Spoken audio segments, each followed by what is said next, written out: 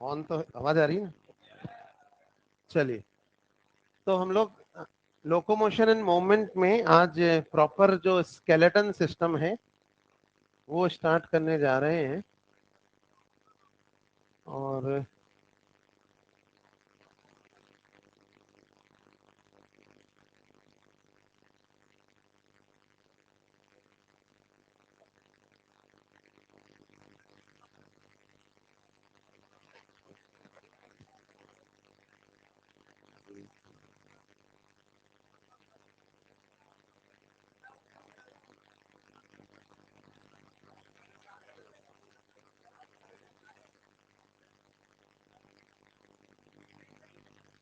ये किसका क्लाउड है?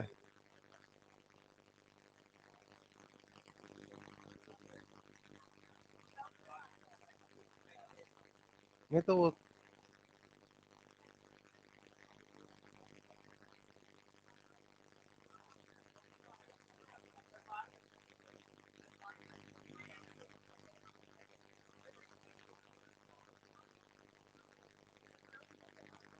बुला के लाना है।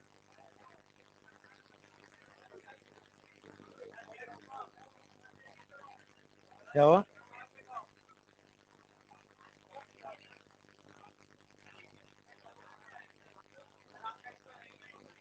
नहीं, क्लाउड में भी तो होगा ना, वो पूछ रहा हूँ।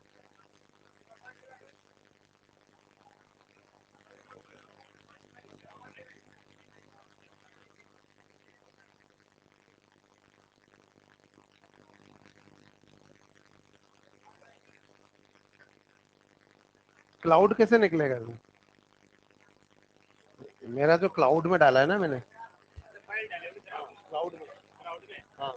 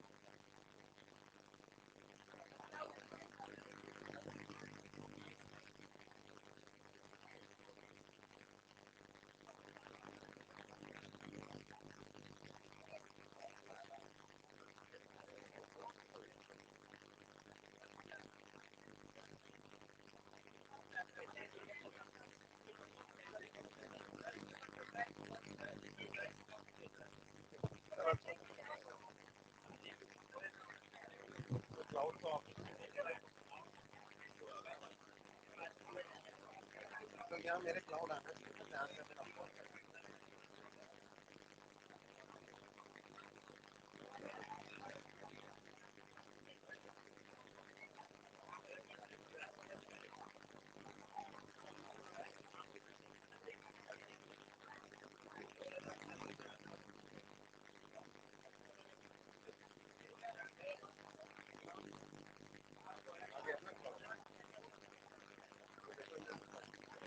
ये कैसे आई? इधर से आई?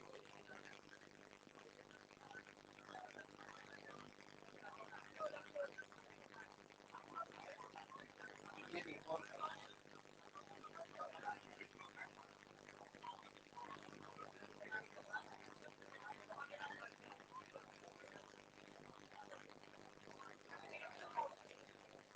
अब वो मेन।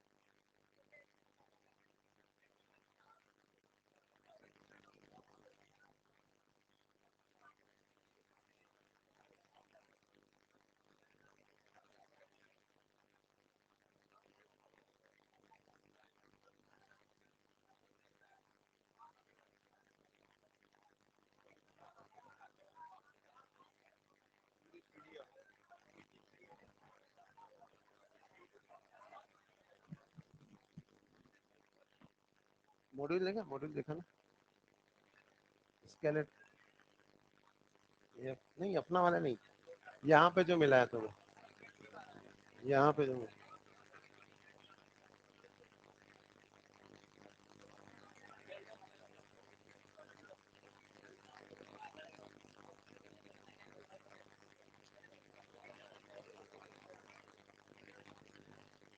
चलो आप लोगों का जो मॉड्यूल है इसमें भी फोटोग्राफ्स हैं, क्योंकि स्केलेटन को बिना फोटो के नहीं पढ़ा सकते ना। तो आप ये मॉड्यूल अपना खोल लो पेज नंबर 19 पे। मॉड्यूल है नहीं तुम्हारे पास? क्यों? मॉड्यूल तो मेरी क्लास में लेके आना ही है। और दूसरी बात यह है कि कॉमन सेंस की बात है, आप बायो के स्टूडेंट हो, स्केलेटन पढ़ रहे हैं, बोन्स को बिना फोटो देके आप कैसे पढ़ोगे? वो तो यहाँ चलाने की कोशिश कर रहे हैं, लेकिन आप अपना मॉड्यूल तो लाओ। हाँ, दिया नहीं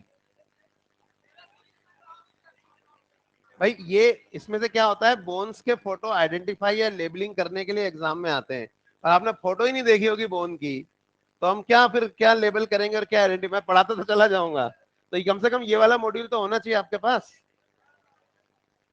अब ये चले नहीं चले वो बात की बात है, कम से कम देखो तो अपन टॉपिक क्या पढ़ रहे हैं। और बायो में तो मॉड्यूल लेके ही आना है आपको, क्योंकि बिना उसके हम पढ़ ही नहीं सकते।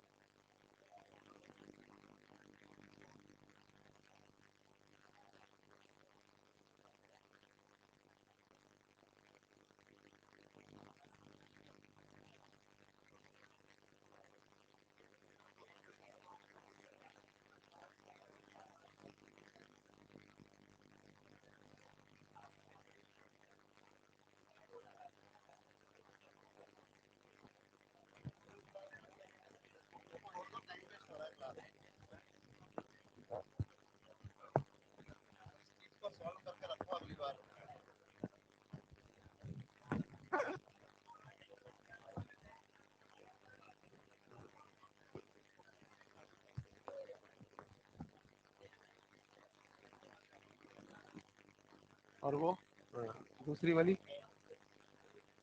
नहीं, अगर मुझे नॉर्मल वो चाहिए तो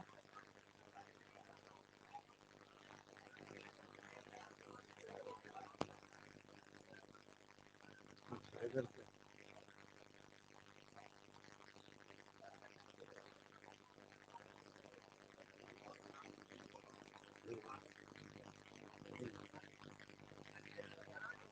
अच्छा, जूम इधर से होगा, ठीक है।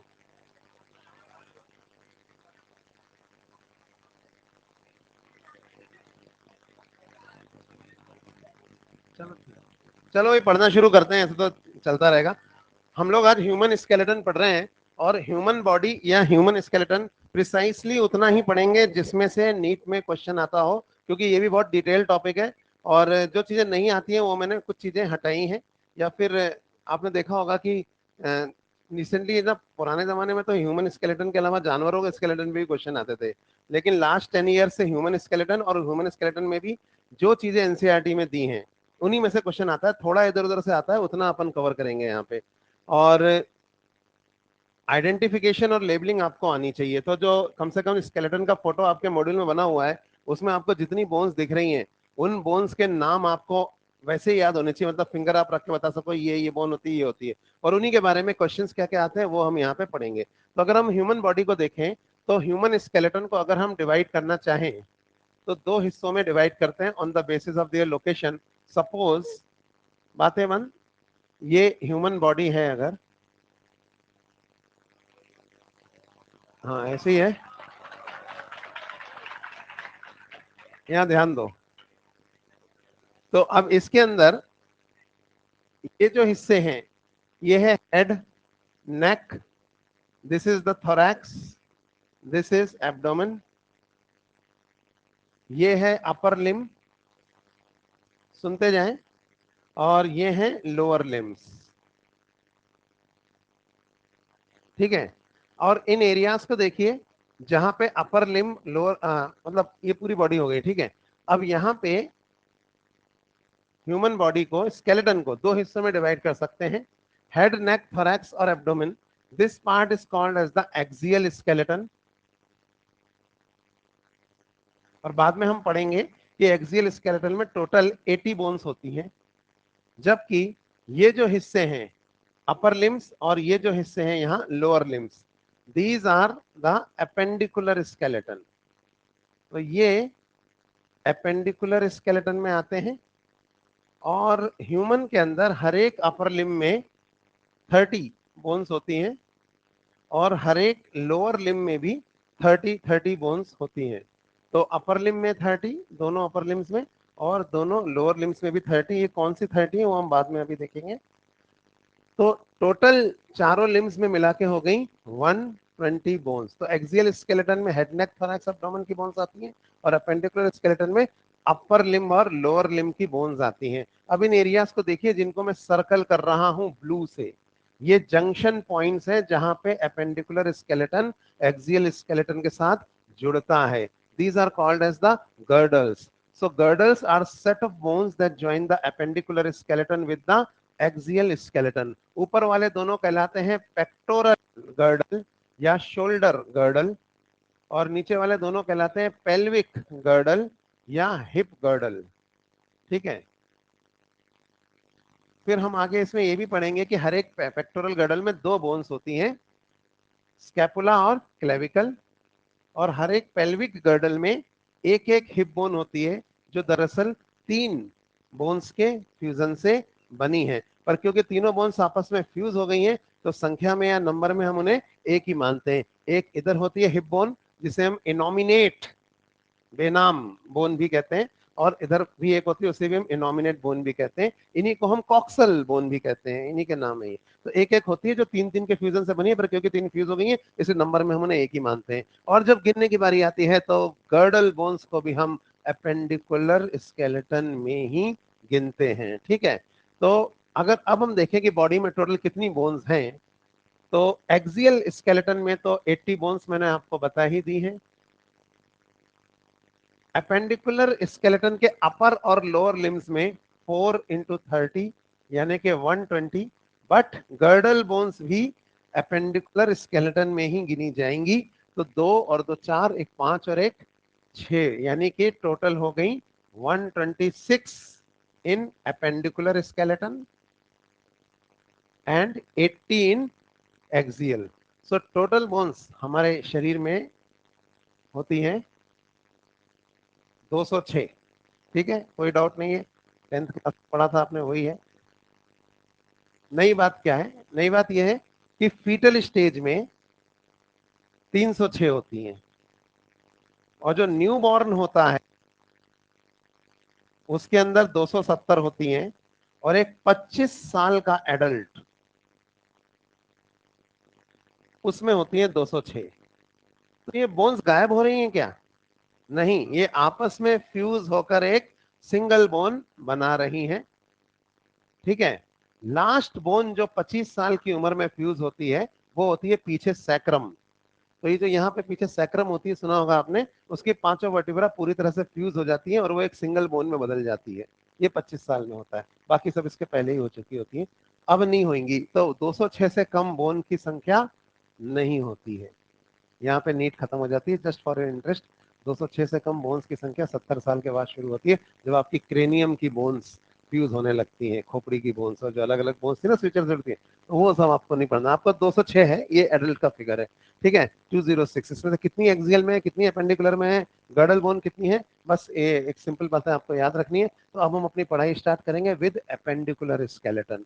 तो सबसे पहले मैं आपको अपेंडिकुलर स्केलेटन पढ़ाऊंगा, और बाद में फिर एक्सियल स्केलेटन, और उसके बाद फिर ज्वाइंट्स। किसी भी बोन को हम पढ़ना शुरू करेंगे तो हमें उस बोन के बारे में क्या क्या बातें पता होनी चाहिए। यानी स्केलेटल सिस्टम से एक या दो क्वेश्चन आते हैं।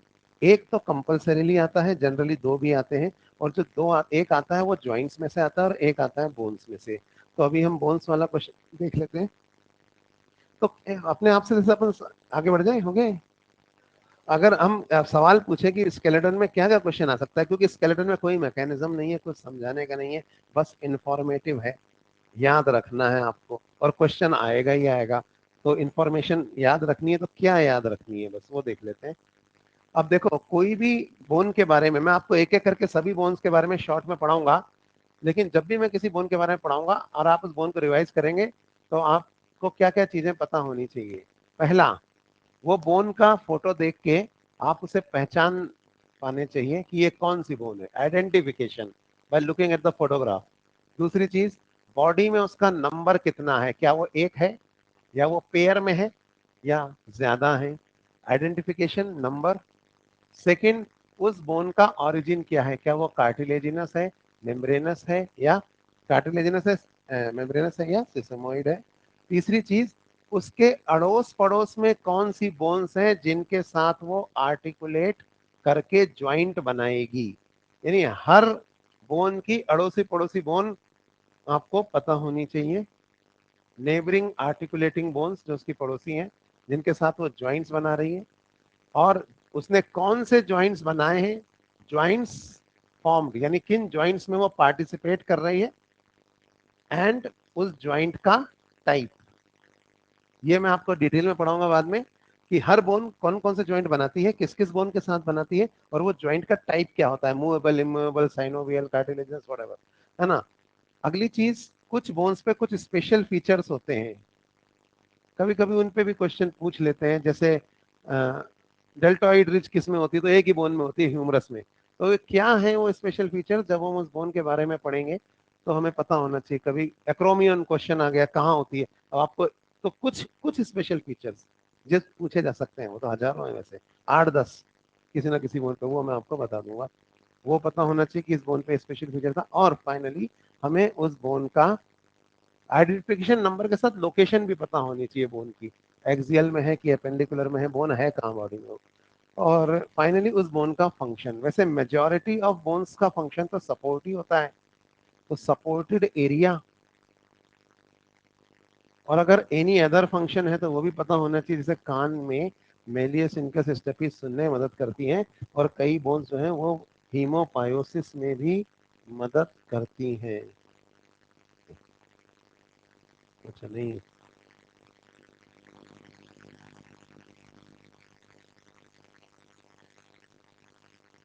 चलिए, तो हाँ, तो यहाँ पे जैसे मैं आपको बता रहा था, ये कुछ चीजें हैं जो हर बोन के बारे में हमें पता होनी चाहिए। तो let us start with the appendicular skeleton, जिसमें हम पहले पढ़ेंगे अपर लिम। अपर लिम यानी कि अपर लिम में पहले यहाँ से स्टार्ट करेंगे। अरे यार, वो दूसरा वाला, नहीं नहीं, वो दो थी ना यहाँ,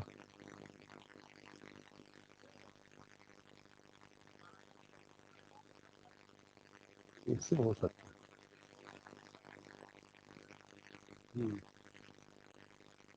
तो ये बातें यहाँ लिखी हुई भी हैं, पर मेरे ख्याल से आप समझ गए। ये ये जो अभी पढ़ाया था वही लिखा हुआ है, इसमें कोई नई बात नहीं है।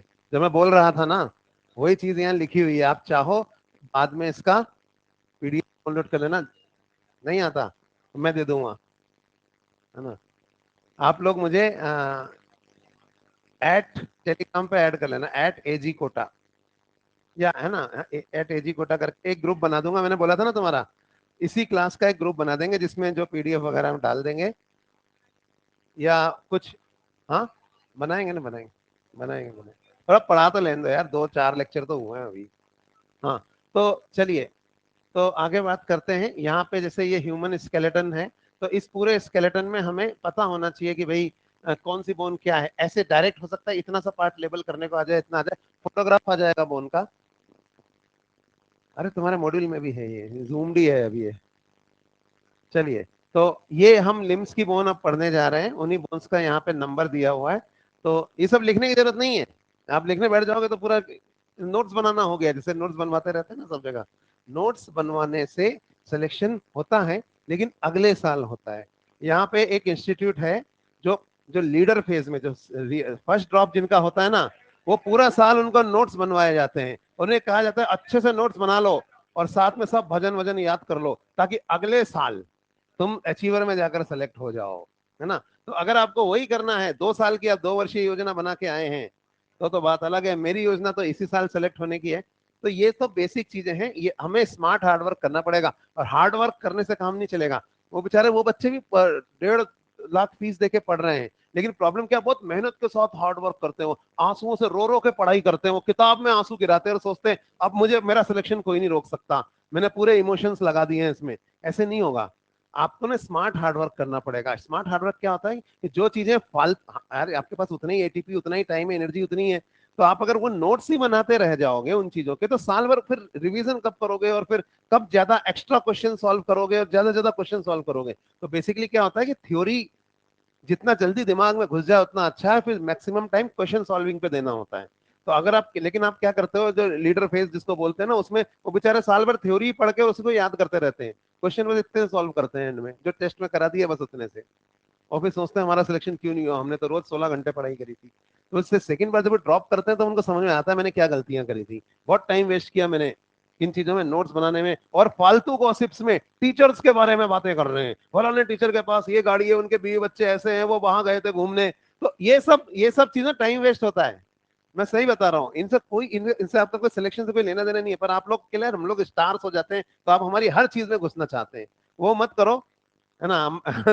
तो अब इसमें ये सब चीजों में आपका फर्स्ट में जब कोटा आता है ना, माहौल ही समझ में नहीं आता हो क्या रहा है चारों तरफ, कई तो पहली बार बेचारे कोटा आए होंगे इस क्लास के, है ना। तो अब उनको तो ये समझ में आता हो क्या रहा है, इतनी चीजें हो रही है, वो वीडियो गेम वाला भी बुला रहा है, आओ 2 घंटा वीडियो गेम खेल लो, मतलब वो क्या नींद में आएगा क्या, सब तरह के यहाँ डिस्ट्रैक्शन हैं, होते हैं ना ये। तो वो सबसे बचते हुए, तो मैं वापस पढ़ाई वाले पे आ जाऊं, इतना टाइम नहीं अपने पास।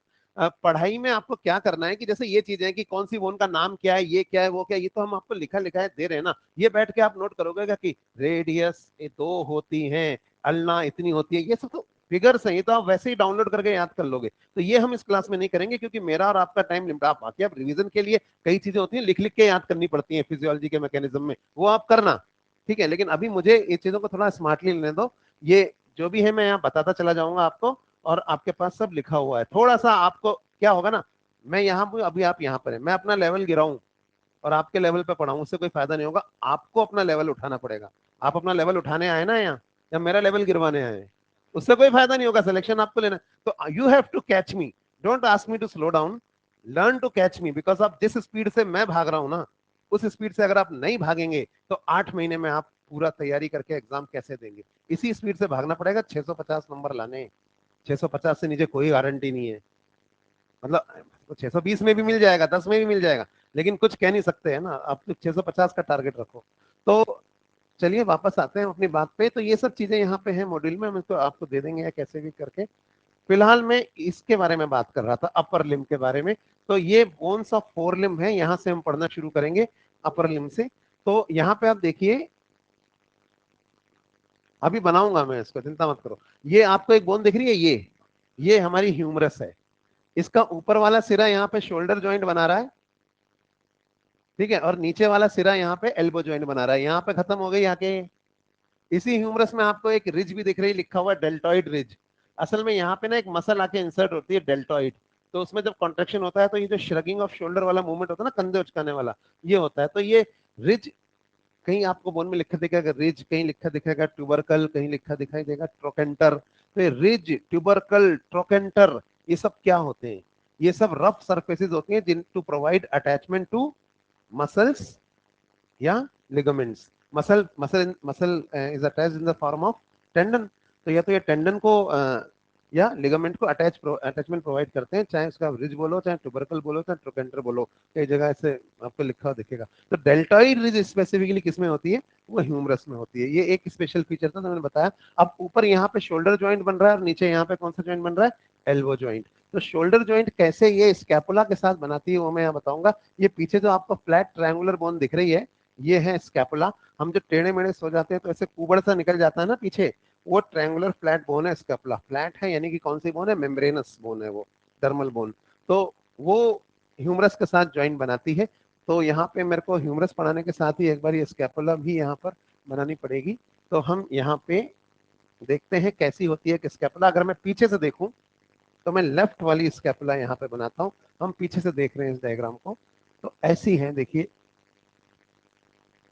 ये स्कैपुला है जिसको हम डॉर्सली व्यू कर रहे हैं, हो सकता है एक और है इधर, ये राइट वाली स्कैपुला है, पर हम पर ये पीछे से देखा आपने, यहाँ पे ये वर्टिब्रल कॉलम है, ठीक है। अब स्कैपुला में आपको याद क्या रखना है, इसमें कुछ प्रोजेक्शंस निकले होते हैं जिन्हें हम कहते हैं प्रोसेस। प्रोसेस मतलब इंग्लिश में तो प्रक्रिया को कहते हैं, लेकिन हाँ आपकी जो लैंग्वेज है स्केलेटन सिस्टम, प्रोसेस मतलब है प्रोजेक्शंस, ठीक है। तो इसमें दो तीन प्रोसेसेस हैं जो आपको याद रखने हैं। एक तो ये ऊपर की तरफ निकला हुआ है, इसे कहा जाता है कोरेकॉइड प्रोसेस। ये क्या करते हैं ये प्रोसेसेस सारे, to provide attachment to muscles या लिगामेंट्स, बस यही है। ये कोरेकॉइड है। एक जो ये लेटरल साइड में निकला होता है दोनों तरफ, ये कहलाता है एक्रोमियन प्रोसेस, ठीक है। और एक पीछे निकला होता है स्पाइनस प्रोसेस, वो नहीं पूछेगा कोई। तो ये दो प्रोसेस आपको याद रखने, कोरेकॉइड और एक्रोमियन। और लेटरल साइड में स्कैपुला में किसी ने स्कूप करके ऐसे एक खांचा बना दिया है, जैसे आइसक्रीम निकालते हैं ना स्कूप करके, तो उसमें ऐसा कप शेप खांचा बन जाता है। तो ऐसे ये कप शेप खांचा है, इधर भी बना हुआ इधर भी बना हुआ है, ये कहलाता है ग्लिनोइड कैविटी।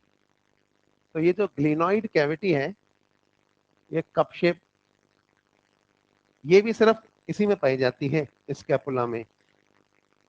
तो सिंपल ये तीन नाम याद रखने, ग्लिनोइड कैविटी किसमें होती है, स्कैपुला में, दोनों तरफ है। अब इस ग्लिनोइड कैविटी में ह्यूमरस का हेड घुसा हुआ होता है। तो ह्यूमरस का हेड कैसा होता है, तो वो मैं यहाँ पे बनाता हूं। जैसे ये मान लीजिए लेफ्ट ह्यूमरस है, देखिए ये स्फीयर की तरह इसका हेड है ऐसे। तो ये जो बॉल जैसा हिस्सा है ये इसका हेड है। ये ऊपर की तरफ निकला हुआ, यहाँ पर ये दो ट्यूबरकल है, ग्रेटर ट्यूबरकल लेसर ट्यूबरकल, ये शाफ्ट है ये पूरा। और नीचे वाला हिस्सा दो कॉन्डाइल बना के खत्म हो रहा है। बाहर वाले को बोलते हैं लेटरल एपिकॉन्डाइल, और अंदर वाले को बोलते हैं मीडियल एपिकॉन्डाइल। यहाँ पे आपके लिए ये जानना जरूरी है कि ये सही पोजीशन है और ये गलत है। यानी पाम फेसिंग फॉरवर्ड्स, दोनों अंगूठे कहाँ होने चाहिए, लेटरल में, और दोनों छोटी उंगलियां मीडियल में। ये सही पोजीशन है और ये गलत है ना। तो इस पोजीशन में हम पढ़ेंगे। तो ये लेटरल एपिकॉन्डाइल, और ये अंदर वाला जो है इधर ये मीडियल एपिकॉन्डाइल। क्योंकि मैंने ये, अगर हम आगे से देख रहे हैं सपोज यूं, तो ये तो राइट ह्यूमरस होगी, है ना, अंदर की तरफ देख रहा है हेड। तो ये राइट ह्यूमरस है सपोज यहाँ पे। तो इसमें ये दो एपिकॉन्डाइल है। मीडियल एपिकॉन्डाइल को तो आप ऐसे फील भी कर सकते हो यहाँ पे एल्बो के पास। हमारे हाथ की मसल्स के लिए जो नर्व जाती है ना इधर से, अल्नर नर्व, वो कभी कभी पीछे से इससे दब जाती है, मीडियल एपिकॉन्डाइल से करंट लगता है आंख में, लगा कभी। तो ये यहाँ पे मैं आपको बता रहा था कि ये इस तरह से ह्यूमरस है। अब ये ह्यूमरस का हेड किसमें घुसा हुआ है, ये ऐसे ग्लिनोइड कैविटी में। तो स्कैपुला की जो ग्लिनोइड कैविटी है ये इस तरह से, इसमें ह्यूमरस का हेड जो है वो घुसा हुआ है ये इस तरह से। और बाहर क्यों नहीं निकलता है, क्योंकि लिगामेंट्स की मदद से ये ऐसे जुड़ा हुआ है, यानी ball and socket type of joint है ये। तो यहाँ पे जैसे मैं बना दूं, ये ह्यूमरस और ये लिगामेंट्स यहाँ पे हैं जो इसको जोड़ते हैं। अगर ये सॉकेट में से बॉल बाहर आ गई ना, इसे बोलते हैं डिसलोकेशन। फ्रैक्चर अलग चीज है, आपको पता है, डिसलोकेशन अलग चीज है। तो ये डिसलोकेशन कहलाता है, शोल्डर डिसलोकेशन। ये रोटेटर कफ से बाहर आ गया। एक बहुत अच्छा बैट्समैन था, उस बेचारे का आधा कैरियर इसमें खराब हो गया क्योंकि उसका बॉल जो है वो सॉकेट से बाहर आ गया था। हाँ, फिर भी वो खेला उसके बाद, पर इतना नहीं। सोचो कौन था, नहीं नहीं सुना, कैच लेते वक्त मुल्तान का सुल्तान वीरेंद्र सहवाग, है ना। एनीवेज, तो वापस हम जो बात कर रहे थे उस पर आते हैं कि ये हो गया यहाँ पे शोल्डर जॉइंट। अब यहाँ पे एक छोटी सी ये डेल्टॉइड रिज है, ये नाम याद रखना है। निचला सिरा तो कॉन्डाइल बना के खत्म हो रहा है, ठीक है। अब इसके नीचे दो बोन है, कौन सी, रेडियस और अल्ना। जैसा मैंने कहा हाथ यूं रखेंगे तो बाहर की तरफ यानी अंगूठों की तरफ रेडियस होगी और छोटी उंगली की तरफ अल्ना होगी, ठीक है। और इसको समझने के लिए अब मैं इसका लोअर एंड यहाँ पे बनाने जा रहा हूँ, इसी हिस्से का। तो हम आगे चलते हैं। देखो एक चीज और मैं पहले भी बता चुका हूँ, पढ़ के आओ मेरी क्लास में। पढ़ के आओगे ना, मैं आपको बता चुका हूँ उसका बहुत बड़ा एडवांटेज है। आपकी स्पीड, मेरी जो फोर्स है ना, वो आपको स्टैटिक से डायनामिक करने में नहीं जाएगी, क्योंकि आप पहले से ही रोल हो रहे हो। वो एक्सेलरेट करने में जाएगी। आपको फोर्स तो उतनी लगेगी, लेकिन अब आप एक्सेलरेट हो गए इंस्टेड ऑफ मूविंग। अभी तो आप क्या ऐसे वेव की तरह आगे बढ़ अच्छा आज क्या टॉपिक है, स्केलेटन सिस्टम सर पढ़ाएंगे। भगवान भी उसकी मदद करते हैं जो अपनी मदद खुद करता है। तो आप अपनी मदद खुद कीजिए, पढ़ के आइए, ताकि, क्योंकि मैं तो उतनी फोर्स लगाऊंगा। अब आप एक लोहे की बॉल है जो कहीं पड़ी हुई है, उतनी फोर्स में आप रोल हो जाओगे, यही होगा। पर अगर आप रोल करते हुए आ रहे हो तो उतनी फोर्स में एक्सेलरेट। तो ये बहुत सिंपल बात है, यही चीज, इतनी छोटी छोटी बातें हैं, लेकिन यही डिसाइड कर देती है कि कौन सेलेक्ट होगा और कौन नहीं होगा। बाकी पढ़ते सब हैं कोटा में आके, साल भर सब पढ़ते हैं, है ना, पढ़ते सब हैं। लेकिन सिलेक्शन उन्हीं का होता है जो अपनी अपनी अपनी हेल्प खुद करना सीख जाते हैं। और हम लोगों को सिर्फ एज एन एक्सपर्ट यूज करते हैं टू गेट द एक्सेलरेशन। इसलिए नहीं कि यहाँ बैठ के मैं तुम्हें 1 घंटा मोटिवेट करो, अब तुम्हें तुम्हारे माँ बाप की कसम जान लगाओगे, पढ़ाई करो सारा। ये सब क्या है, इससे थोड़ी होता है सिलेक्शन। इससे बस इमेज अच्छी बनती, बहुत अच्छे सर हैं, है ना।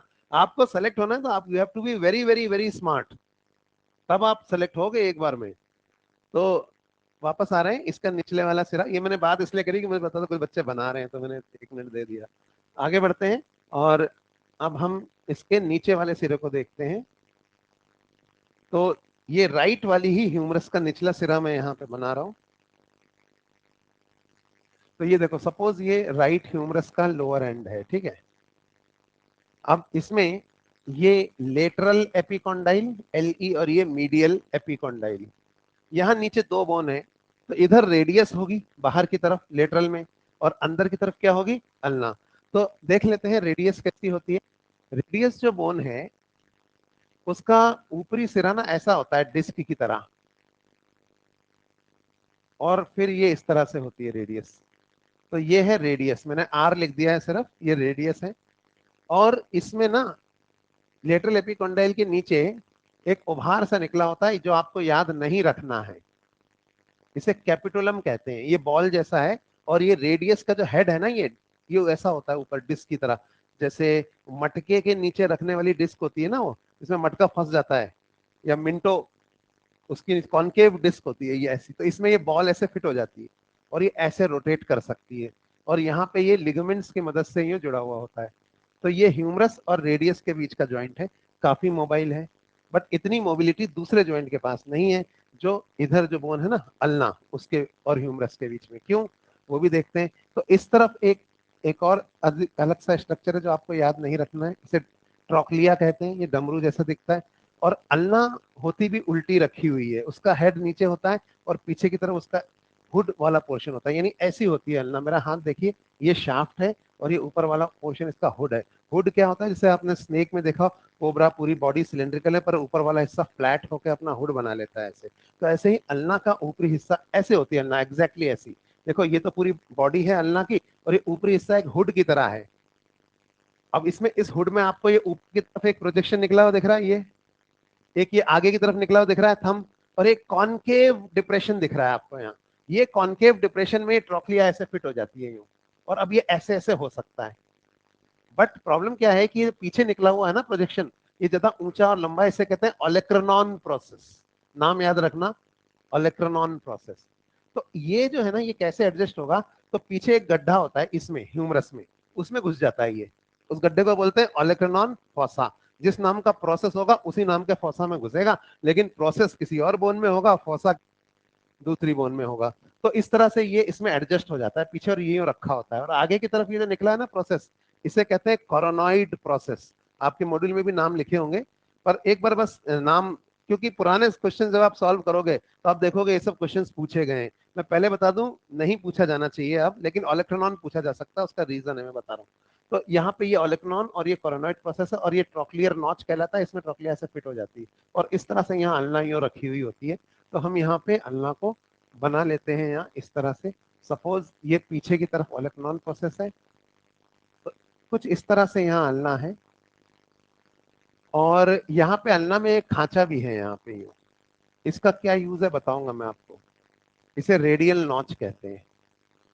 इस नॉच में रेडियस के हेड की डिस्क ऐसे अटैच हो जाती है, जैसे ये सिलेंड्रिकल है ना, देखो ये मेरा हाथ, तो ये नॉच ऐसे, तो ये ऐसे इसमें ये घूम सकती है, वो मैं बाद में बताऊंगा आपको। फिलहाल ये देखिए कि ये ऊपर ये जो ओलेक्नोन फोसा है पीछे ओलेक्नोन फोसा में जाके घुस जाता है और एल्बो को लॉक कर देता है, और ये जॉइंट ऊपर लिगामेंट्स की मदद से जुड़ा हुआ होता है, इसे ह्यूमरस और अल्ना के बीच का जॉइंट कहते हैं। और ये जॉइंट दरवाजे के कब्जे की तरह बिहेव करता है, यानी हिंज। हिंज क्या होता है? दरवाजे के कब्जे, जो एक डायरेक्शन में खुलते हैं दूसरे डायरेक्शन में नहीं खुलते। तो ह्यूमरस और अल्ना के बीच ये जॉइंट ना हिंज की तरह काम करता है। जब हम एल्बो को ऐसे फ्लेक्स करते हैं तो ओलेक्नोन प्रोसेस ओलेक्नोन फोसा से बाहर आ जाता है, और ये कोरोनॉइड प्रोसेस यहाँ आगे पाए जाने वाले कोरोनॉइड फोसा में घुस जाता है, कोई नहीं पूछेगा, लेकिन ऐसा होता है। फिर ये वापस एल्बो को ऐसे एक्सटेंड करते हैं तो पीछे ओलेक्नोन प्रोसेस पीछे जाके फिर ओलेक्नोन फोसा में घुस जाता है, लेकिन पीछे ये लॉक हो जाती है फिर एल्बो, तो ये और पीछे नहीं मुड़ सकता। अगर इस ओलेक्नोन प्रोसेस को तोड़ दे तो हाथ पीछे चला जाएगा, पर उससे क्या फायदा। तो ये हिंज है जॉइंट। तो ये जो एल्बो जॉइंट है ना ह्यूमरस और अल्ना के बीच की, एल्बो जॉइंट में दो जॉइंट है, एक तो ह्यूमरस और रेडियस के बीच, और एक ह्यूमरस और अल्ना के बीच। ये दोनों ज्वाइंट मिलकर एल्बो ज्वाइंट बना रहे हैं, ये तो आप समझ गए। तो basically there are two components of elbow joint, one is between humerus and radius, other is between humerus and ulna, and this component, the component between humerus and ulna, is a hinge. So this entire joint, the elbow joint, behaves as a hinge joint, क्योंकि इस joint की कम mobility इस joint के लिए limiting factor बन जाती है, और दोनों मिलके उतना ही मूव कर पाएंगे जितना ये वाला अलाउ करेगा। ये अकेला तो ज्यादा भी कर सकता है। ये बात समझ में आ रही है? तो क्वेश्चन आएगा, elbow joint is a hinge joint cause. चार ऑप्शन होंगे, joint between radius and ulna is a hinge, joint between humerus radius and ulna is a hinge, joint between humerus and radius is a hinge, या correct option क्या होगा, joint between humerus and ulna is a hinge, है ना। तो ये elbow joint है और ये हिंज जॉइंट है, क्योंकि ह्यूमरस और अल्ना के बीच में जो जॉइंट है ना वो इसको हिंज बना देता है। बाकी हिंज जॉइंट्स को हम बाद में भी पढ़ेंगे कि किस तरह से होते हैं और बॉडी में। तो ये तो हो गया इस जॉइंट के बारे में। तो अगर ये हिंज है तो यहाँ पे मूवमेंट बस ऐसे होना चाहिए, ये फ्लेक्शन एक्सटेंशन, फ्लेक्शन एक्सटेंशन। और आप देखेंगे एक मूवमेंट और हो रहा है यहाँ, वो ये है प्रोनेशन सुपिनेशन, प्रोनेशन सुपिनेशन। तो ये जॉइंट, ये कौन से जॉइंट पे हो रहा है मूवमेंट? क्या ये एल्बो जॉइंट पे हो रहा है? नहीं, एल्बो जॉइंट तो हिंज है। शोल्डर पे हो रहा है? नहीं। रिस्ट पे हो रहा है? नहीं। ये देखो रिस्ट जॉइंट पकड़ लिया फिर भी हाथ ऐसे ऐसे हो रहा है, यानी कि एल्बो जॉइंट के जस्ट नीचे एक जॉइंट और है यहाँ पर, और इसे कहा जाता है रेडियो अल्नार जॉइंट। और ये जो जॉइंट है ना ये दरअसल पाइवट जॉइंट है। पाइवट जॉइंट क्या होते हैं ये हम जॉइंट्स में पढ़ेंगे। हिंज जॉइंट जितने भी है ना तुम्हारी बॉडी में सब ट्रांसवर्स एक्सिस पे है, देख लेना, सब ट्रांसवर्स। पाइवट जॉइंट जितने भी है ना सारे वर्टिकल एक्सिस पे। ये जो मूवमेंट है ना असल में तो ऐसे ऐसे हो रहा है ना ये, तो ये वर्टिकल एक्सिस पे। तो ये पाइवट जॉइंट है। इसमें क्या होता है कि यहाँ रेडियस से कुछ मसल्स अटैच होती हैं, इन मसल्स को कहते हैं प्रोनेटर और सुपिनेटर मसल्स। तो ये दो मूवमेंट करा सकती हैं, प्रोनेशन एंड सुपिनेशन। तो ये जो मूवमेंट मैं आपको करके दिखा रहा था ये प्रोनेशन एंड सुपिनेशन मूवमेंट थे। इन मूवमेंट्स के दौरान होता क्या है कि रेडियस को एक प्रोनेटर मसल ऐसे घुमाती है, तो रेडियस जब यूं घूमेगी ना तो ऊपर के सिरे पे तो वहीं रहेगी, लेकिन नीचे वाला सिरा ये घूम के अंदर आ जाता है, यानी ये रेडियस रियलना है तो ये घूम के इधर आ जाएगी, ये क्रॉस ऐसे। बात समझ में आई? तो ये कहलाता है प्रोनेशन। देखिए अंगूठे जो कि लेटरल में थे मीडियल में आ गए हैं और छोटी उंगली बाहर निकल गई है, लेकिन ऊपर वाले सिरे पे ऐसा नहीं हुआ है, नीचे वाले सिरे पे ऐसे क्रॉस करके निचले सिरे पे रेडियस अंदर आ गई, ये कहलाता है प्रोनेशन। वापस चले जाए ओरिजिनल पोजीशन में तो क्या कहलाएगा? सुपिनेशन। तो ये प्रोनेशन है और ये सुपिनेशन। कैसे याद रख सकते हैं? किंग्स प्रोनेट और बेगर्स सुपिनेट। आया समझ में? Kings pronate, beggars supinate. तो ये प्रोनेशन और सुपिनेशन मूवमेंट कौन से जॉइंट पे हो रहे हैं? ये हो रहे हैं रेडियो अल्नर जॉइंट पे। इसके बाद निचले सिरे पे आते हैं, तो रेडियस और अल्ना का जो लोअर एंड है वो यहाँ पर किस तरह से जॉइंट बनाता है उसे देखेंगे। तो चलिए यहाँ पे रेडियस और अल्ना का जो लोअर एंड है यहाँ पे 8 छोटे छोटे टुकड़े होते हैं बोन्स के, इन टुकड़ों को कहा जाता है कार्पल्स। तो अगर हम इन कार्पल्स को देखें, यहाँ पे हालांकि एक डायग्राम है इसका, ये मैंने यहाँ पे आपको रेडियस और अल्ना दिखाई, ये देखो,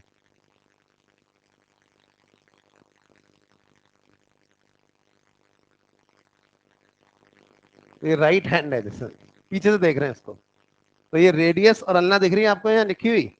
इसके बाद इस एरिया में यहाँ ये 8 कार्पल बोन्स हैं। इसके बाद ये 5 नंबरिंग किधर से होगी, थंब की तरफ से, 1 2 3 4 और 5, ये क्या है, ये मेटाकार्पल है। कार्पल कितनी है, 8, मेटाकार्पल कितनी है, 5। इसके बाद उंगलियों में देखिए फेलेंजेस, अंगूठे में सिर्फ 2 ही हैं, 1 एंड 2, लेकिन बाकी सब में 1 2 और 3, तो बाकी सब के अंदर 3 फेलेंजेस हैं। ठीक है, तो कार्पल्स 8, फिर मेटाकार्पल्स और फिर फेलेंजेस। यहाँ पे एक खास बात मैं बताऊंगा कि उंगलियों के जॉइंट्स को देखिए, जहां उंगलियां मेटाकार्पल यानी हथेली में जो कार्पल्स 8 होती हैं, इनके नाम है scaphoid, lunate, triquetrum, pisiform, trapezium, ट्रेपीजॉइड, कैपिटेट और हेमेट। नहीं पूछे जाएंगे, लेकिन नाम याद होने चाहिए कि स्केफॉइड कहाँ है बॉडी में। तो आप बोलो तो मैं लिख देता हूँ, 8 नाम है। अगर हम इसको देखें यहाँ पे, यहाँ पे हम ये लोअर एंड बना लेते हैं इसी बोन का। सपोज ये रेडियस है और ये अल्ना है, ठीक है। हाथ ऐसे नीचे की तरफ गिरता हुआ दिखा रहा हूं मैं। तो 8 कार्पल बोन्स हैं, 4 हैं प्रॉक्सिमल रो में और 4 हैं डिस्टल रो में। ये first, second, third, fourth, numbering हमेशा थंब की तरफ से होती है, और हाथों में थंब लेटरल होते हैं, तो नंबरिंग होगी लेटरल से मीडियल की तरफ। Scaphoid, lunate, triquetrum, pisiform. ये जो पिसिफॉर्म है ना, ये सिसमॉइड बोन है। इसके अलावा बाकी सब कार्टिलेजिनस है। फिर सेकंड रो में देखिए, ट्रेपीजियम, ट्रेपीजॉइड, कैपिटेट और हेमेट। तो ये 8 कार्पल्स 2 रोज में अरेंज होती है, first second third fourth, first second third fourth. याद करना चाहो तो कर लो, कैसे करोगे? हाँ, यही याद आएगा तुम्हें। हम हिंदी में करेंगे, इसने लता टिंडे पका, टिंडे तो कच्चे हैं, या चलो इंग्लिश में कर लो।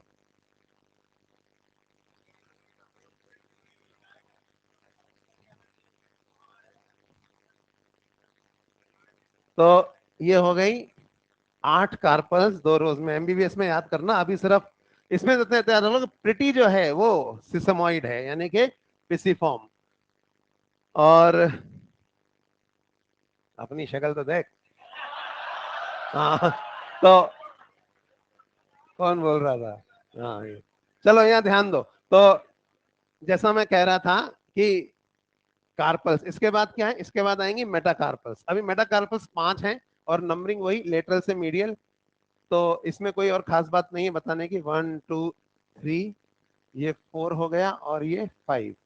जो बात आपको याद रखनी है, क्योंकि मैं उन बातों पे स्पेशली जोर दे रहा हूँ जो एनसीईआरटी में दी हुई है, वो ये कि ये ना रिस्ट जॉइंट अलग होता है और जॉइंट बिटवीन कार्पल्स अलग होता है। जो रिस्ट जॉइंट है ना, वो यहाँ बनेगा, जबकि जॉइंट बिटवीन कार्पल्स अलग है। जब हम जॉइंट्स पढ़ेंगे तो बताऊंगा कि जॉइंट बिटवीन कार्पल्स जो है वो तो प्लेन साइनोवियल जॉइंट होते हैं, जबकि ये रिस्ट जॉइंट जो होता है ना, ये इलिप्सॉइड होता है। ये हम बाद में देखेंगे। तो ये दो अलग अलग जॉइंट्स हैं। तो ये हो गया मेटाकार्पल्स। और मेटाकार्पल्स के बाद, इसके बाद आती है फेलेंजेस। तो अंगूठे में मैंने आपको बताया ना 2 ही हैं, बाकी सब उंगलियों में 3 है। तो फेलेंजियल फॉर्मूला क्या होगा, क्योंकि नंबरिंग हमेशा थंब की तरफ से होती है, तो फेलेंजियल फॉर्मूला होगा 2 3 3 3 3। ठीक है, तो चलो गिनते हैं। फेलेंजेस कितनी हुई, 14। मेटाकार्पल्स 5, कार्पल्स 8, कितना हो गया, 27 हो गए, 28, 29, और ऊपर ह्यूमरस 30। तो each upper limb has got 30 bones, और हमको वो सारी 30 बोन्स अब पता चल गई हैं कौन सी हैं। ठीक है, तो ये एक अपर लिम्ब की बोन हो गई, 30 बोन्स है किस तरह से। और खास बात, ये जो एल्बो जॉइंट था ये हिंज है। इनफैक्ट ये क्लासिफिकेशन का पॉइंट है कि only terrestrial animals have hinge joint in their limbs, क्योंकि इसी तरह हमारे घुटने में भी हिंज जॉइंट होता है। नी जॉइंट एक्चुअली तो कॉन्डाइलर है, पर आपको एनसीईआरटी के लिए इसको हिंज याद रखना है। अभी क्या होता है कि ये अगर नहीं होगा तो आप सोचो ना, ये घुटना पीछे मुड़ सकता है, आगे नहीं मुड़ सकता, तभी तो हम चल पाते हैं, क्योंकि पैर ऐसे लॉक हो जाता है। अगर ये जैसे पीछे मुड़ता है, ऐसे आगे भी मुड़ सकता, तो हम एक ही जगह पे ऐसे ऐसे ही होते रहते, चल ही नहीं सकते, है ना। तो इसलिए हिंज है। अभी ये भी हिंज है, ये क्यों हिंज है? हमारे पूर्वज 4 पैरों पे चलते थे। समझ में आ रही बात? तो इसलिए अपर और लोअर लिम्ब के बीच में जो जॉइंट्स है वो हिंज जॉइंट्स है, और उनके हिंज होने का पर्पस यही है ताकि लोकोमोशन हो सके। तो ये लैंड टेरेस्टेरियल एनिमल्स में, जमीन वाले जानवरों में हिंज जॉइंट होते हैं लिम्स के बीच में। चलिए, तो ये हो गया एक अपर लिम्ब के बारे में बात और उसकी 30 बोन्स। अब हम बात करते हैं लोअर लिम्ब के बारे में। ठीक है, आगे बढ़े। तो हम लोअर लिम्ब देखेंगे।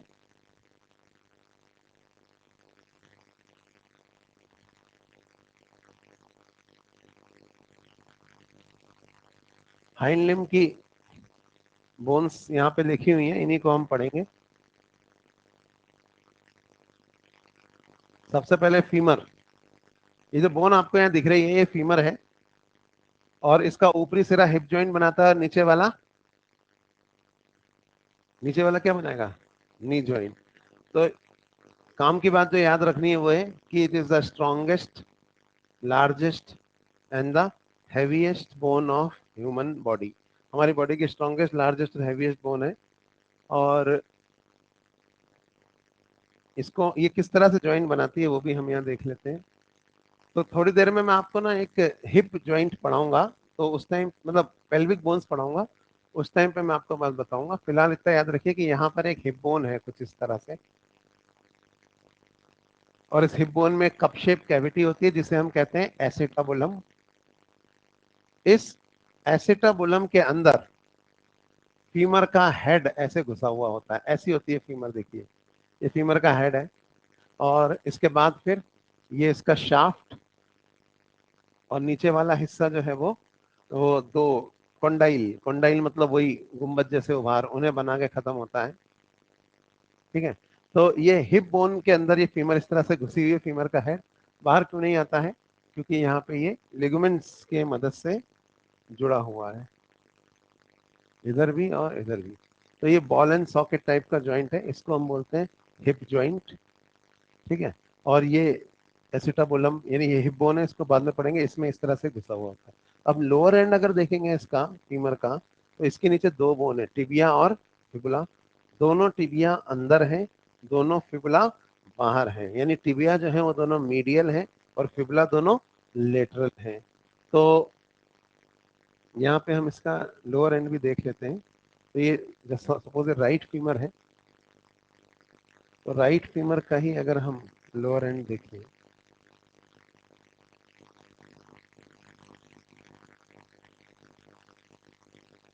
तो टिबिया मेनली वेट बियर करती है।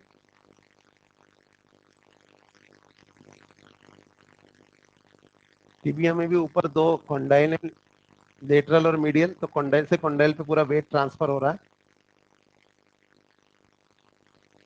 और फिबुला जो है वो इधर है, फिबुला वेट बियर नहीं करती है, वो इस तरफ है,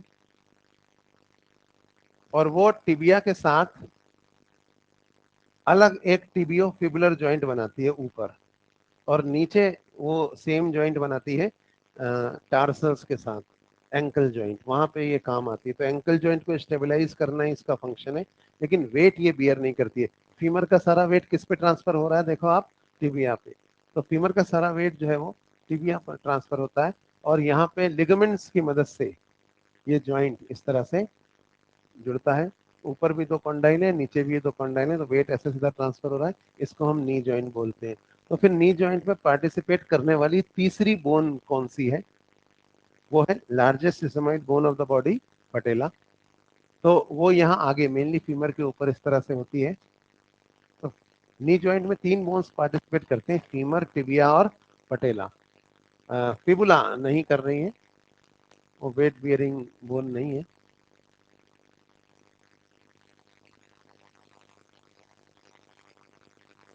और ये टिबियो फिबुलर जॉइंट जो है ना, ये उतना मूवेबल जॉइंट नहीं है जितना वो रेडियो अल्नर जॉइंट था।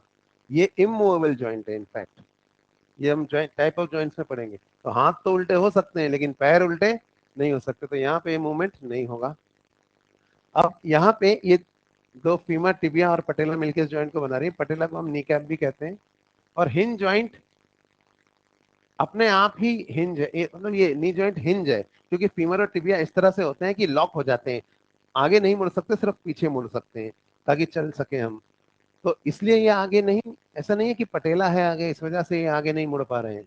पटेला का फंक्शन नहीं, वैसे ही फीमर और टिबिया के बीच का जॉइंट जो है वो हिंज है। तो फिर पटेला का फंक्शन क्या है, लिखा हुआ है। आपने देखा है कि मोटरसाइकिल रेसर्स वगैरह जो होते हैं, साइकिल रेसर, वो कई बार नी कैप पहनते हैं, क्योंकि जब हम गिरते हैं ना सबसे पहले घुटने फूटते हैं हमारे। तो ये नेचर द्वारा दी गई नी कैप है, ताकि नी जॉइंट को प्रोटेक्ट किया जा सके, क्योंकि यही टकराएगा सबसे पहले और ये ना फूट जाए, इसलिए इसके ऊपर से हमें और नी कैप पहननी पड़ेगी। तो हाँ, या नहीं है, क्योंकि हम चलते नहीं है ना अभी एल्बो से। अब कैसे चलेंगे, देखो ना, अभी आप चलते भी होंगे दो पैरों पे, तो ये चीज आगे है ना, ये फूटेगी। यहाँ देने की क्या जरूरत है, कैसे चलोगे, फ्लेक्शन आगे हो रहा है इनमें। जब इवोल्यूशन हुआ उस टाइम पे भी ये नहीं था। आप ध्यान दो कि अब जो चार पैरों पर चलने वाले जानवर हैं, उनमें भी फ्लेक्सर मसल्स पीछे, अपर लिम्ब में पीछे होती हैं। किस तरह से होती है, हमारे अंदर उल्टा है मामला, ये देखना। हमारे अंदर ये है ना अपर लिम्ब, इसमें फ्लेक्सर फ्लेक्सर मसल्स आगे हैं, और लोअर लिम्ब में फ्लेक्सर मसल्स पीछे हैं। अब सोच के बताना शेर में क्या होता है, अपने आप समझ में आ जाएगा। चलिए, तो यहाँ पे हम बात कर रहे थे कि किस तरह से ये पटेला, फीमर और टिबिया, ठीक है, ये किस तरह से काम कर रही है और किस तरह से वेट नहीं चलता। नी कैप का इसका फंक्शन है, तो ये नेचर द्वारा दी गई नी कैप है। Now coming to the lower end, अब टिबिया और फिबुला के लोअर एंड पे देखते हैं। जैसे हाथ में रेडियस और अल्ना के लोअर एंड पे थे कार्पल्स, कितनी थी, 7, 4+4,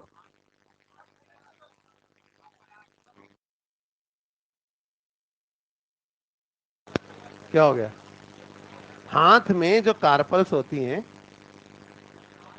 8 होती है ना, 4+4 वही तो, क्या हो गया इसमें, 7 कहाँ बोला मैंने, नहीं नहीं, अरे सुनो यहाँ। तो जैसा मैं कह रहा था कि 8 कार्पल्स होती हैं, 4 प्रॉक्सिमल रो में और 4 डिस्टल रो में। वैसे ही पैर में 7 टार्सल्स होती हैं, 3 प्रॉक्सिमल रो में और 4 डिस्टल रो में। और लेकिन कार्पल के कंपैरिजन में टार्सल ज्यादा मोटी और भारी होती हैं, बताओ क्यों, क्योंकि उनको वेट बियर करना है। तो कैसे होती हैं टार्सल्स, ये भी हम यहाँ पे देख लेते हैं। जैसे मैं एक लेग बनाऊं यहाँ किसी आदमी को, मीडियल साइड से अगर हम देख रहे हैं, और ये उसका पैर है मान लीजिए,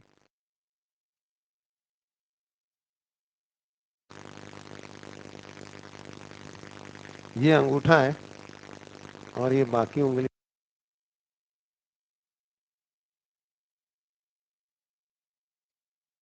मीडियल साइड से देख रहे हैं अपन। तो ये यहाँ पे ना, ये टिबिया आ रही है नीचे,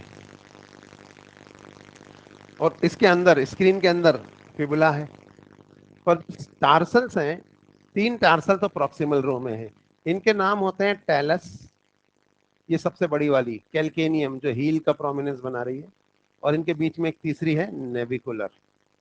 तो टेलस, कैल्केनियम और नेविकुलर, 3 तो प्रॉक्सिमल रो में है टार्सल्स, और 4 डिस्टल रो में। तो डिस्टल रो में 4 होती हैं, उसमें से पहली 3 के नाम होते हैं cuneiform, coma shape, first, second और थर्ड क्यूनिफॉर्म। चौथी का नाम होता है क्यूबॉइड।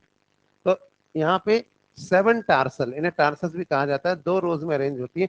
हाथों में अंगूठे लेटरल थे, लेकिन पैरों में अंगूठे मीडियल होते हैं, तो नंबरिंग मीडियल से लेटरल होगी। फर्स्ट, सेकंड और थर्ड, ये 3 है क्यूनिफॉर्म, और चौथी का नाम है क्यूबॉइड। तो 7 टार्सल्स 2 रोज में अरेंज है, ठीक है।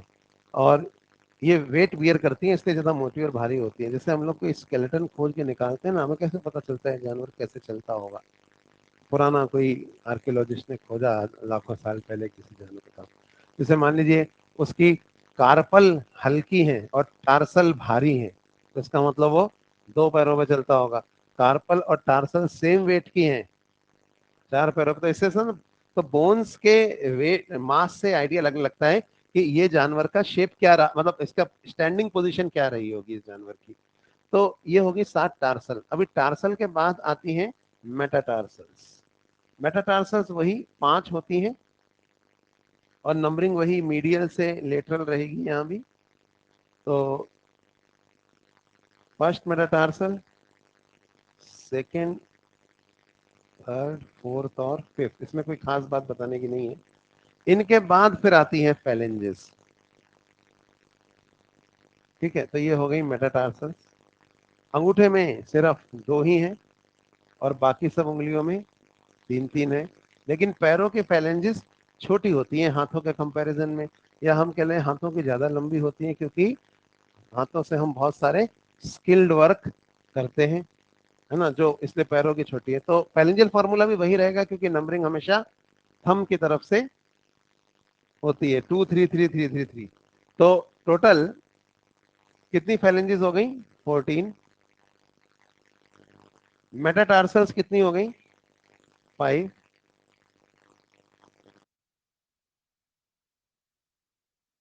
ना हुआ 26। फिर टिबिया और फिबुला 27 28, पटेला 29 और ऊपर फीमर 30। तो each lower limb has got 30 bones. यहाँ तक कोई दिक्कत? अभी ये पैर के नीचे आर्क है, देखा आपने? स्पोर्ट शूज के नीचे भी होता है। दुनिया में जितने भी पुल हैं वो हमेशा ऐसे होते हैं, और अगर ऐसे नहीं है तो उनके नीचे ऐसा आर्च जैसा जरूर है। और अगर हैंगिंग ब्रिज है तो भी आर्च है, पर वो रस्सियों की लेंथ जो है वो एक उल्टा आर्क बना रही है। किसी को समझ में आ रहा है? आर्क देखे ना। तो ये डिजाइन क्यों बनाई है नीचे पुल के? ये ठेकेदार लोग बदमाश हैं, इतना मटेरियल बचा लेते हैं, और तो डिजाइन है, सब डिजाइन है।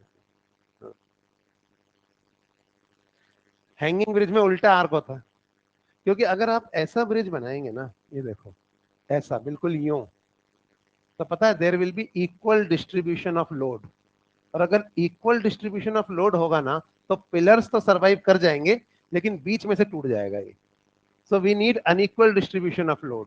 तो इसमें क्या होता है कि जब आप नीचे आर्क बना रहे हैं तो पिलर्स पे लोड ज्यादा है और सेंटर में लोड कम है, क्योंकि यहाँ पे जो स्टोन है वो की स्टोन कहलाता है, और वो भी इधर डिवाइड कर देता है लोड को दोनों पिलर्स पे। समझे बात को? अब जब हम 4 पैरों पे चलते थे तो हमारे पैर के नीचे आर्क नहीं था, लेकिन जब हम 2 पैरों में चलने लगे तो एरिया डिक्रीजेस, प्रेशर इंक्रीजेस। तो अभी क्या हुआ कि प्रेशर ज्यादा पड़ने लगा, तो टिबिया का सीधा वेट टेलस पे आ रहा है, तो टेलस इसको पीछे कैल्केनियम पे और आगे मेटाटार्सस पे ट्रांसफर कर देती है। ये आर्क होता है, इसलिए हम ज्यादा देर खड़े रह सकते हैं, कूद फान कर सकते हैं, चल सकते हैं। हम 2 पैरों पे है ना। ओनली, फिर क्लासिफिकेशन का पॉइंट है, only erect animals have arches below there foot. क्या हाथी के पैर के नीचे आर्क होगा? बहुत भारी है। किसके पैर के नीचे होगा? इंसान, पक्षी, कैंगारू। तो ये सब ये 2 पैरों पे करें तो लोड के डिस्ट्रीब्यूशन को अनइक्वल बनाने के लिए। आपने देखा होगा आर्मी या पुलिस में भी जो लोग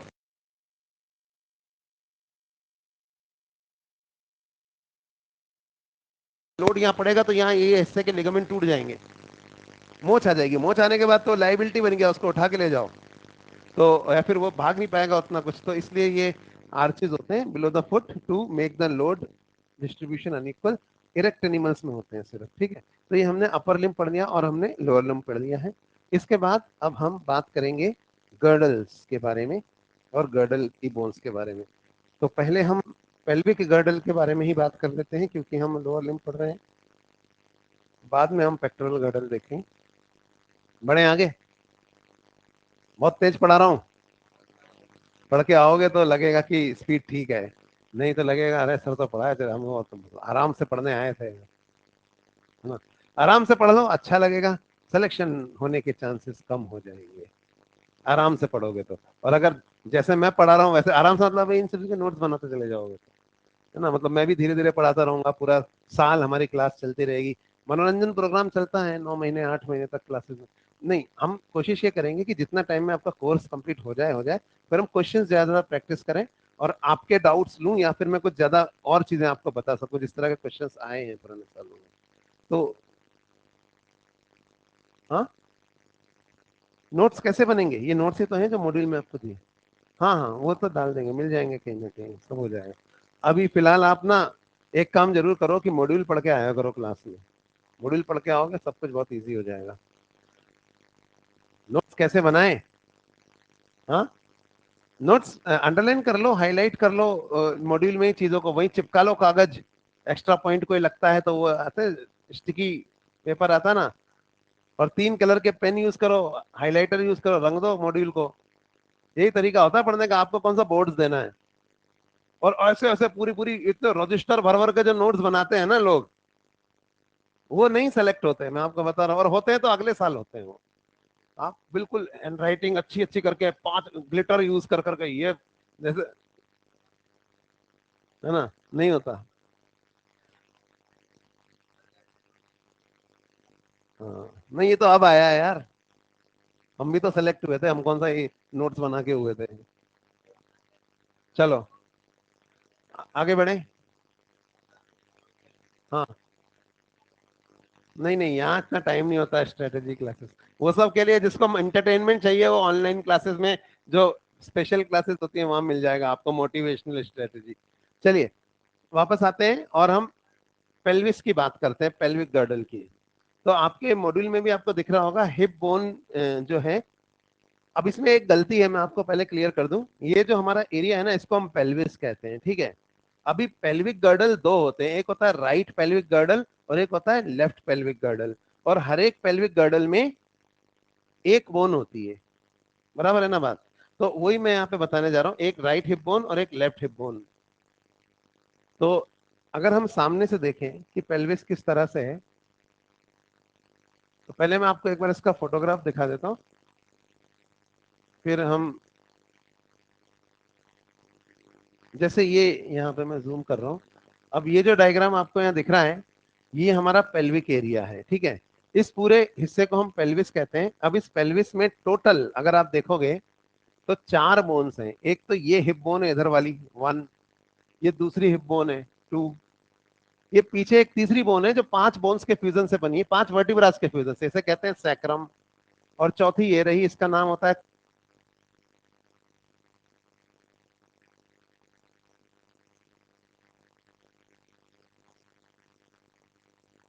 तो बेसिकली जो पेल्विस है ना वो कितनी बोन से मिलके बना है देखा जाए तो 4, है ना।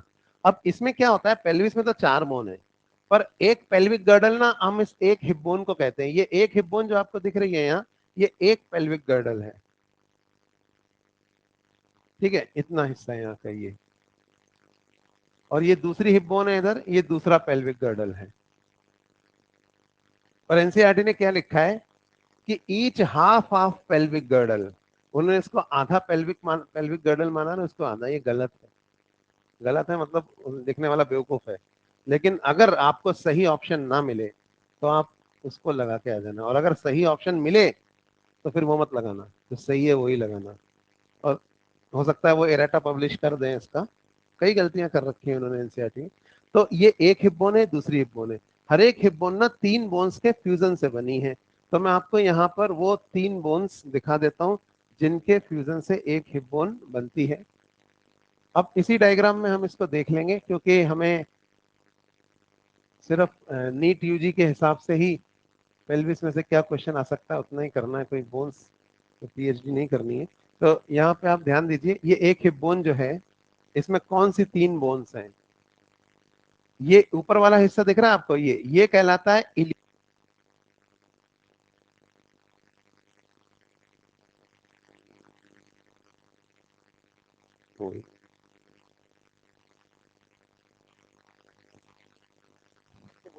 बैटरी खत्म हो गई बैटरी। तो ऊपर वाला जो हिस्सा है ना एक हिप बोन का, ये कहलाता है इलियम। स्पेलिंग याद रखना, ILIUM। ऐसे बेवकूफ बनाने वाले क्वेश्चन आते हैं नीट में, ई लगा दोगे तो इंटेस्टाइन हो जाएगा, ठीक है। तो ILIUM, इलियम। फिर ये आगे वाला हिस्सा जो तुम्हें दिख रहा है यहाँ पे, ये कहलाता है प्यूबिस। और एक हिस्सा पीछे है, नीचे और पीछे, ये कहलाता है इस्चियम। इलियम, प्यूबिस, इस्चियम तीनों जिस पॉइंट पे फ्यूज होके एक कप शेप कैविटी बनाती हैं, वो कैविटी कहलाती है एसिटाबुलम।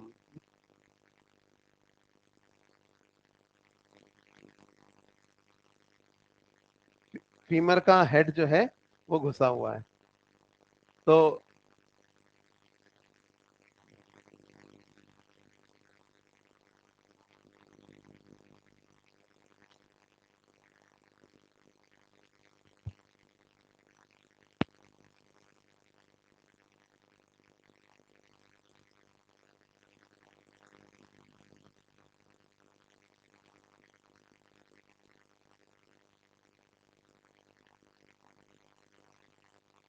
आ रही है आवाज? हाँ। अच्छा, तो ये तीन हिप बोन्स आपस में फ्यूज होके एक हिप बोन बना रही है। इन द सेम वे इधर इलियम, प्यूबिस और स्टियम आपस में फ्यूज होके एक हिप बोन बना रही है। पर ये जो दोनों तरफ का प्यूबिस है ना, ये आगे जहां आके फ्यूज होता है आपस में, वहां एक फाइब्रो कार्टिलेज की डिस्क होती है, और वो जो ज्वाइंट बनता है इसे कहा जाता है प्यूबिक सिम्फाइसिस। ठीक है, इस ज्वाइंट्स के बारे में हम बाद में ही बात करेंगे। तो ये आगे जुड़ा हुआ है। अच्छा, पीछे यहाँ पे क्या होता है कि ये इलियम और ये सैक्रम, इनके बीच का जो ये ज्वाइंट है ना, ये इलियोसैक्रल ज्वाइंट है। ये इमूवेबल ज्वाइंट है। सारा वेट वर्टिबल कॉलम का किस पे आता है? सैक्रम पे। सैक्रम से इलियम पे, इलियम से ये फीमर पे ट्रांसफर हो जाता है इस तरह से। तो और ये इस तरह से, और यहाँ पे ना एक चीज आपको दिख रही है, ये जो प्यूबिस और स्चियम है, असल में ये ऐसे हैं, पर पेल्विस हमारा यो रखा हुआ होता है। जैसे ये ऊपर प्यूबिस और नीचे अंगूठे स्चियम है, तो यो रखा ना पेल्विस, तो ये दोनों दिखने लगते हैं, ये छेद जो ऐसे वर्टिकल थोड़ा सा इस तरह से होते हैं, इन्हें कहा जाता है ऑब्ट्यूरेटर फोरामेन। आपको बस इतना याद रखना है कि ऑब्ट्यूरेटर फोरामेन नाम के ये जो दो छेद हैं, ये प्यूबिस और स्चियम के बीच में होते हैं, और ये सिर्फ मेमेलियन पेल्विस में ही पाए जाते हैं। तो obturator foramen are only found in mammals, है ना। और इनसे क्या गोनेडल आर्टरी वेन वगैरह आती जाती हैं इस एरिया में, पेल्विक एरिया की। दूसरी बात, हिप बोन के नाम आपको याद रखने हैं। हिप बोन के और नाम मैंने आपको बताए, कॉक्सल या इनोमिनेट। और एक हिप बोन तीन बोन्स के फ्यूजन से बनती है। एम्ब्रियोनिक स्टेज में तीन बोन होती हैं, लेकिन बच्चा जब तक पैदा होने का 9 महीने का टाइम आता है, तब तक ये आपस में फ्यूज होकर एक लगभग एक सिंगल बोन में बदल चुकी होती है। तो ये पेल्विस है। और ये जो पेल्विस होता है, इसका अगर आप इंटरनल डायमीटर देखोगे, ये तो ये ना फीमेल में ज्यादा होता है मेल से। उसमें दोनों हिप बोन्स थोड़ा ऐसे होती है। रीजन आप समझ ही गए क्यों, क्योंकि यहाँ पे यूट्रस इनलार्ज होगा ड्यूरिंग प्रेगनेंसी। तो एक और बात जो आपको याद रखनी है इतनी है कि जो internal diameter of the pelvis है, वो फीमेल का मेल से ज्यादा होता है। तो ये एक दो बातें पेल्विस के बारे में आती हैं। और बाकी पेल्विक गर्डल में, एक पेल्विक गर्डल में एक हिप बोन होती है, ये आपको याद रखना है। और वो एक हिप बोन तीन बोन के फ्यूजन से बनती है। फिर आपको याद रखना है कि एसिटाबुलम कहाँ होता है? एसिटाबुलम हिप बोन में होता है। और वो कौन सा जॉइंट बना रहा है? बॉल एंड सॉकेट जॉइंट बना रहा है विद फीमर। तो ऐसे बहुत सिंपल क्वेश्चन, मतलब इससे इजी कोई टॉपिक नहीं है जो अभी हम पढ़ रहे हैं। ये आपको बस इंफॉर्मेटिव याद रखना है, इंफॉर्मेशन। और ये हो गया एक पेल्विस या पेल्विक बोन्स के बारे में। और अब हम आते हैं पेक्टोरल गर्डल पे। तो ये तो हो गया हमारा पेल्विक गर्डल या हिप गर्डल। अब ऊपर अगर पेक्टोरल गर्डल देखेंगे, तो दो पेक्टोरल गर्डल होते हैं, एक लेफ्ट वाला और एक राइट वाला। यहाँ भी एनसीईआरटी ने गलत दिया हुआ है, उसने लिखा हुआ है each half of the pectoral girdle. गलत है, हाफ हाफ कुछ नहीं होता। एक पेक्टोरल गर्डल राइट में होता है और एक लेफ्ट में होता है, ठीक है। और हर एक में दो दो बोन्स होती है। कौन सी दो बोन्स होती है वो आपको मैं एक और डायग्राम में यहाँ पर दिखाता हूँ।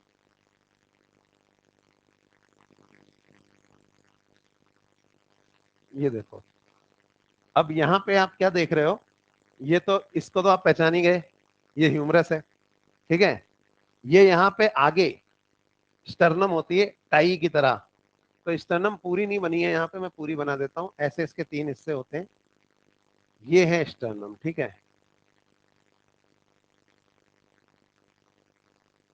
अब क्लेविकल और स्कैपुला, ये देखिए, ये दो स्कैपुला हैं, ये लेफ्ट स्कैपुला और ये राइट स्कैपुला।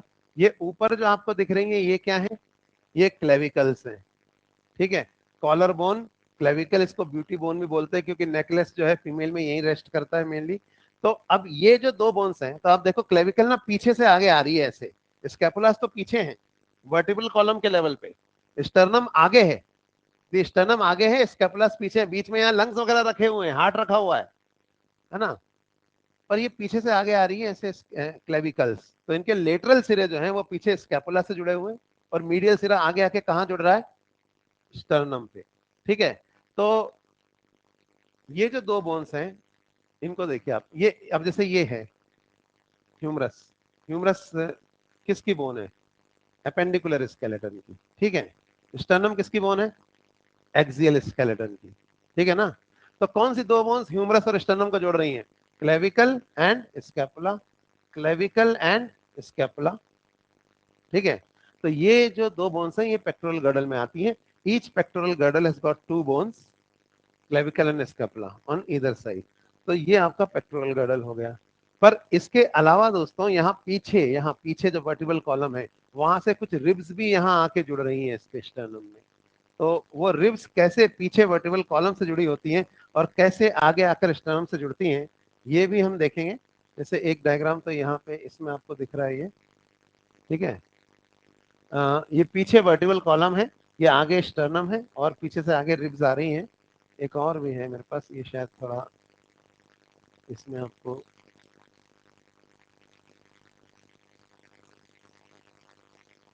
ज्यादा क्लियरली दिखे। ये आगे स्टर्नम है, ये पीछे वर्टिबल कॉलम है, ठीक है। ये आगे स्टर्नम है और पीछे से आगे क्या आ रही है? ये रिब्स। तो जो रिब्स होती हैं ये किस तरह से होती हैं और किस तरह से ये जुड़ती हैं, इसको समझने के लिए पहले हम एक रिब का फोटो देखते हैं। जैसे ये तो स्टर्नम है यहाँ पे जो बनी हुई है, ये इसके तीन हिस्से होते हैं स्टर्नम के। जो आगे फ्लैट बोन होती है, ऊपर वाला मैन्यूब्रियम या प्रोस्टर्नम, बीच वाला बॉडी या मीजोस्टर्नम और नीचे वाला मेटास्टर्नम या जिफॉइड प्रोसेस कहलाता है, ठीक है। अब यहाँ पे तो इस स्टर्नम से ये क्या जुड़ी है आके बोलो, ये क्या जुड़ी हुई है? क्लेविकल्स। इसके बाद पीछे से क्या आके जुड़ रही है? रिब्स, दोनों तरफ। फर्स्ट पेयर, सेकंड पेयर ऐसे आके जुड़ता है, थर्ड पेयर। तो ये कैसे यहाँ आके जुड़ रही हैं, ये जानने के लिए पहले हम एक रिब को देखते हैं। तो एक रिब अगर मैं बताऊं आपको कैसी दिखती है, तो वो एक फ्लैट बोन है और ऐसे पीछे से आगे आ रही है। ये इसका सी शेप होती है। पीछे वाला सिरा है, इसको हेड बोलते हैं।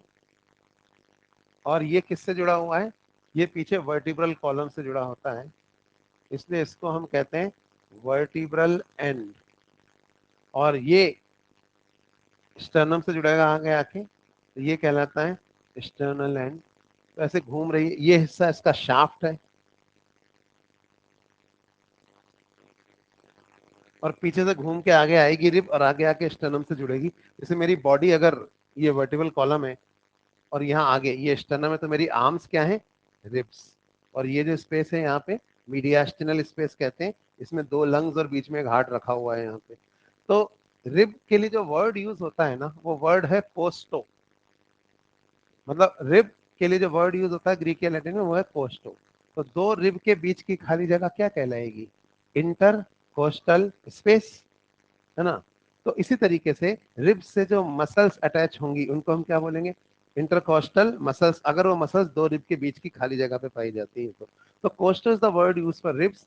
तो एक टर्म हम समझते हैं, इसे कहा जाता है कोस्टल कार्टिलेज।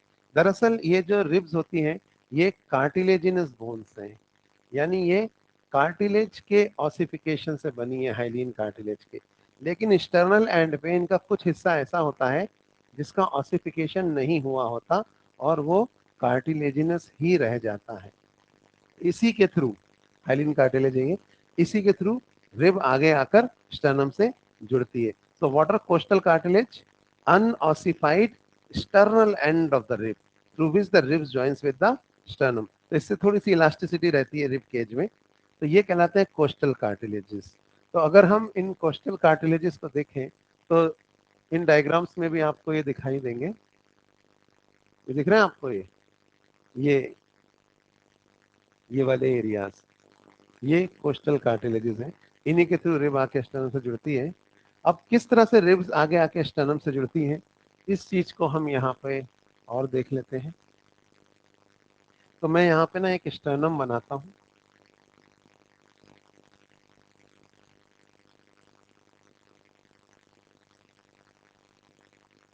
सपोज ये स्टर्नम है और ये इसके तीन हिस्से हैं, प्रो मीजो और मेटास्टर्नम।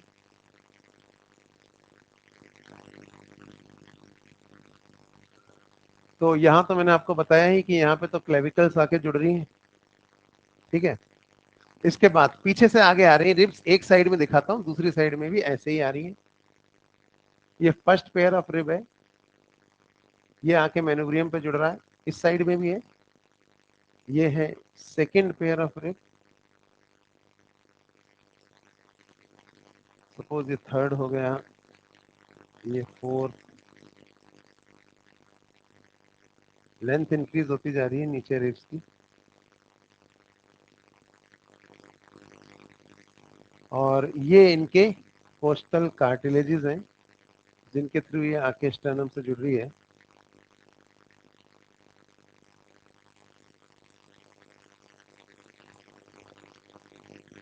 तो फर्स्ट 7 पेयर ऑफ रिब्स जो होते हैं वो पीछे वर्टिब्रा से जुड़े होते हैं और आगे आके किससे जुड़ते हैं, स्टर्नम से। तो क्योंकि ये पीछे वर्टिब्रा से जुड़े हैं और आगे आके जुड़ते हैं स्टर्नम से, तो फर्स्ट 7 पेयर ऑफ रिब्स को हम बोलते हैं वर्टिब्रो स्टर्नल रिब्स।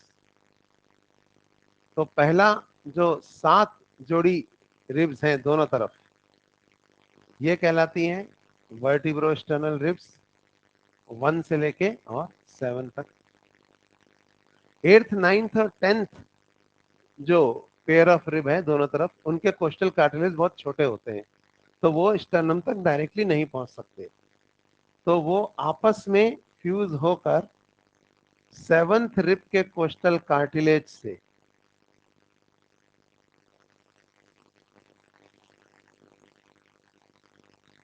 जुड़ जाते हैं और फिर इनडायरेक्टली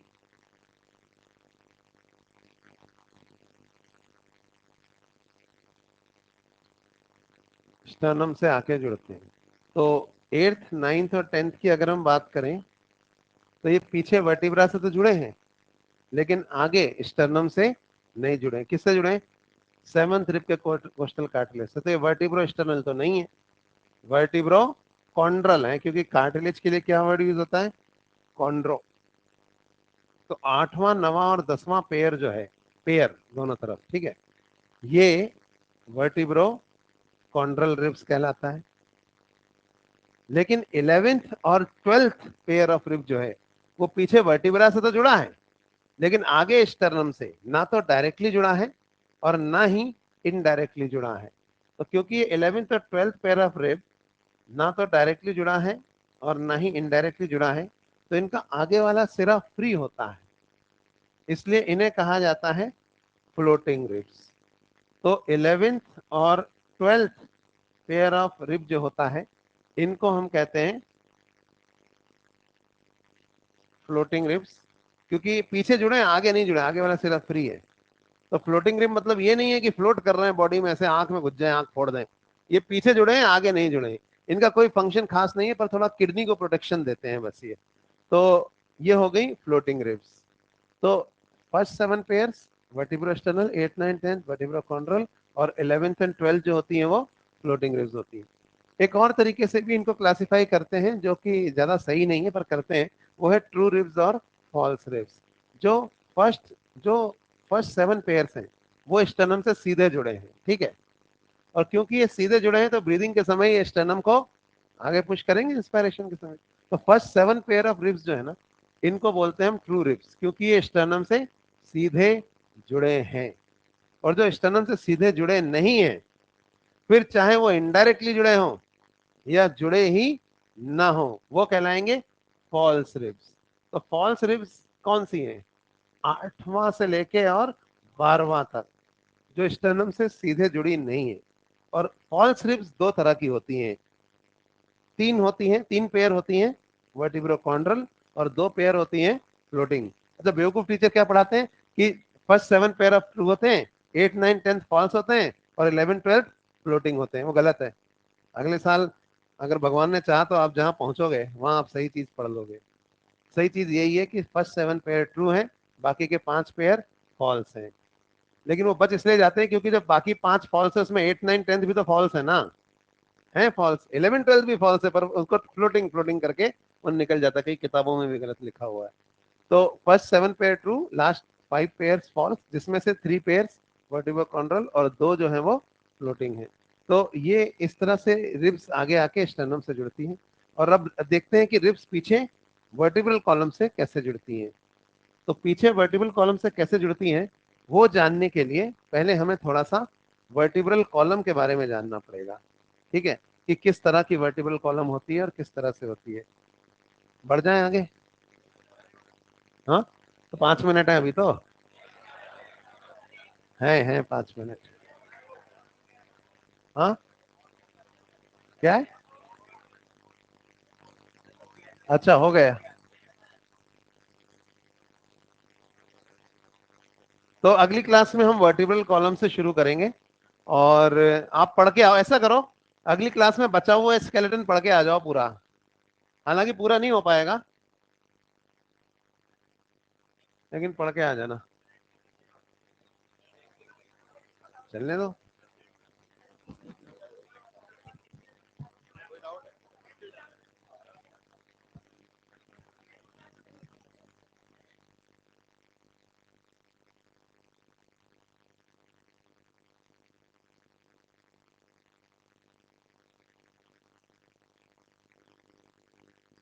हेलो। बेसिक